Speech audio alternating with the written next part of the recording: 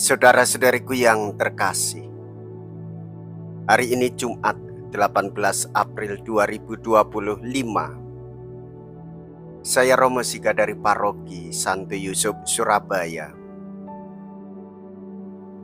Dalam nama Bapa dan Putra dan Roh Kudus, amin. Sengsara dan wafat Tuhan, kita bersama-sama sebagai umat Allah memperingati Yesus dari Nazaret yang demikian dekat dengan kita, tetapi berbeda jauh pula dengan kita, karena Dia adalah Allah manusia. Ia disiksa, didera, dihina, dan dihukum mati, serta merasa takut seperti kita. Namun segala penderitaan itu diterimanya dengan sukarela, dan sekalipun sudah tampak datang, ia tidak melarikan diri. Dialah hamba Yahweh yang menderita tanpa dosa, dan nyatalah bahwa maut bukanlah titik punah, melainkan suatu kemenangan. Berkat penyerahan hidupnya, kita dapat beralih dari dosa kepada kehidupan yang baru dalam Tuhan, dan dari kematian kepada kebangkitan. Perayaan Jumat Agung ini kita mengenal dengan baik dalam 3 bagian. Pertama, liturgi sabda, menghidupkan iman kita atas kekuatan wafat Yesus. Kedua, penghormatan salib, untuk memusatkan perhatian pada salib sebagai sumber kebahagiaan. Ketiga, komuni, untuk memberi kesempatan memetik buah-buah salib. Saudara-saudariku yang terkasih, terhadap misteri, sengsara, dan wafat Tuhan, oleh sebab itu, marilah kita mengambil sikap hening di hadapan Tuhan, supaya semakin mendalami penebusan dan keselamatan daripada Tuhan Yesus. Mea culpa, mea culpa, mea maxima culpa.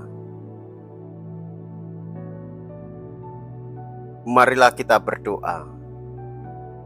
Ingatlah, ya Allah Bapa yang Maha Kasih, akan belas kasih-Mu. Kuduskanlah dan lindungilah selalu hamba-hamba-Mu. Bagi merekalah Kristus Putra-Mu telah memulai misteri Paskah dengan penumpahan darahnya. Dialah Tuhan yang hidup dan berkuasa sepanjang segala masa. Amin. Saudara-saudariku yang terkasih, kita mendengarkan bacaan dari surat kepada orang-orang Ibrani, bab 4, ayat 14 sampai dengan ayat 16, dilanjutkan dengan bab 5, ayat 7 sampai dengan 9. Yesus tetap taat dan menjadi sumber keselamatan abadi bagi semua orang yang patuh kepadanya.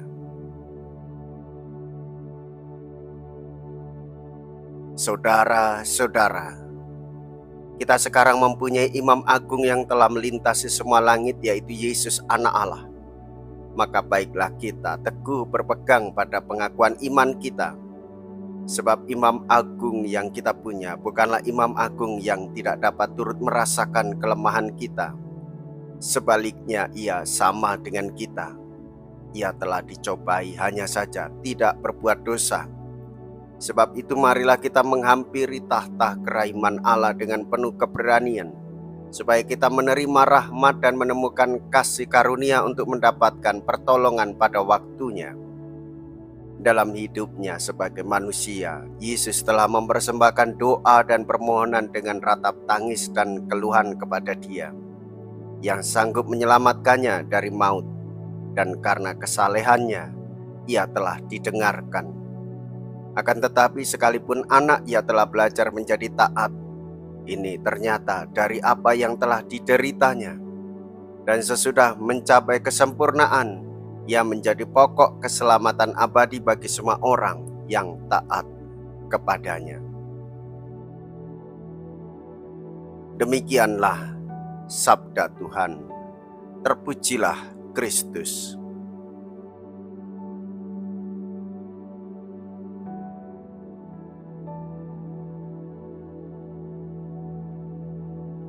Saudara-saudariku yang terkasih, bersama Tuhan Yesus kita akan mengalami keselamatan. Yesus memahami kelemahan manusia karena ia sendiri telah mengalami pencobaan meskipun tanpa dosa. Dalam penderitaannya Yesus tetap taat kepada kehendak Bapanya, bahkan hingga wafat di kayu salib. Ketaatan Tuhan Yesus menjadi sumber keselamatan abadi bagi semua orang yang percaya dan patuh kepadanya. Saudara-saudariku yang terkasih, jadilah teladan hidup dalam kesetiaan dalam duka. Undangan untuk mendekat kepada tahta kasih karunia dengan penuh keberanian. Kita diajak untuk menerima rahmat dan menemukan pertolongan pada waktu yang tepat. Ketaatan Yesus menjadi teladan bagi kita untuk tetap setia dalam iman, meskipun menghadapi tantangan dan penderitaan.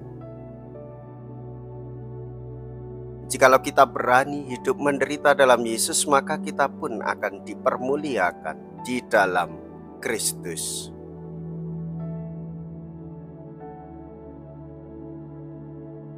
Marilah kita berdoa. Allah yang kekal dan kuasa, Engkau telah memulihkan kebahagiaan kami berkat Bapa dan kebangkitan Putra-Mu. Peliharalah karya belas kasih-Mu dalam diri kami, agar kami yang telah ambil bagian dalam misteri ini dapat hidup penuh bakti kepadamu. Dengan pengantaraan Kristus, Tuhan kami. Amin. Saudara-saudariku yang terkasih, tundukkanlah kepalamu untuk menerima berkat Tuhan. Kami mohon ya Tuhan, semoga turunlah berkat berlimpah ke atas umat-Mu ini yang telah mengenangkan wafat Putra-Mu sambil mengharapkan kebangkitannya. Berikanlah pengampunan, anugerahkanlah penghiburan, tumbuhkanlah iman yang kudus, berikanlah jaminan penebusan yang kekal. Dengan pengantaraan Kristus, Tuhan kami. Amin. Saudara-saudariku yang terkasih, pergilah. Ibadah sabda mengenangkan sengsara dan wafat Tuhan sudah selesai. Syukur kepada Allah.